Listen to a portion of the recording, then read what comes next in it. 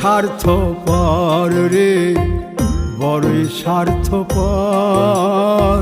বুকের মাঝে জায়গা দিলে যতন কইরা ভাঙ্গে রে অন্তর। মানুষ বড়ই স্বার্থপর রে, বড়ই স্বার্থপর। বুকের মাঝে জায়গা দিলে যতন কইরা ভাঙ্গে রে অন্তর।